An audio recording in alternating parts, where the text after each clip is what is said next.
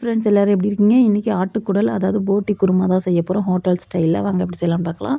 5 spoon அளவுக்கு கடலெண்ணெய், சோம்பு, பட்டை, கிராம்பு சேர்த்துட்டு பெரிய சைஸ் வெங்காயம் 2 பொடியாக கட் பண்ணி, கருவேப்பிலை, பச்சை மிளகாய், இஞ்சி பூண்டு பேஸ்ட்டு ஒரு 4 சேர்த்து வணக்கிட்டு, இது கூடயே மீடியம் சைஸ் தக்காளியில் ஒரு 4 தக்காளி, தேவையான அளவுக்கு உப்பு சேர்த்து நல்லா வணக்கி விட்டுருங்க. குழம்பு மிளகாய்த்தூள் 2 ஸ்பூன் சேர்த்துட்டு, கரம் மசாலா அல்லது கறி மசாலா 1 ஸ்பூன் சேர்த்து எண்ணெயில் நல்லா ஃப்ரை பண்ணிவிட்டு, நம்ம க்ளீன் பண்ணி வச்சுருக்கிற போட்டியை சேர்த்து சட்டி முழுகிற அளவுக்கு தண்ணி வைக்க போகிறேன். இது ரொம்ப பெரிய சட்டிலாம் கிடையாது, 3 சொம்பு அளவுக்கு தான் பிடிக்கும்.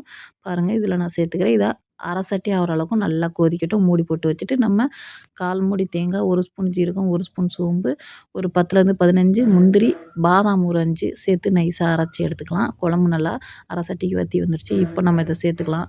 சேர்த்துட்டு இதில் நம்ம காரம் கம்மியாக இருக்கும், அதனால் தனி மிளகாய் தூள் 1 ஸ்பூன் சேர்த்து விட்றேன். இதில் விசில் விட போகிறோம். 10 விசில் விட்டு அதுக்கப்புறம் நீங்கள் 10 விசில் முடிஞ்சோடனே சிம்மில் வச்சு எடுத்திங்கன்னா இட்லி, தோசை, சாதம், சப்பாத்திக்கு சூப்பராக இருக்கும். பிடிச்சிருந்தால் சப்ஸ்கிரைப் பண்ணுங்கள்.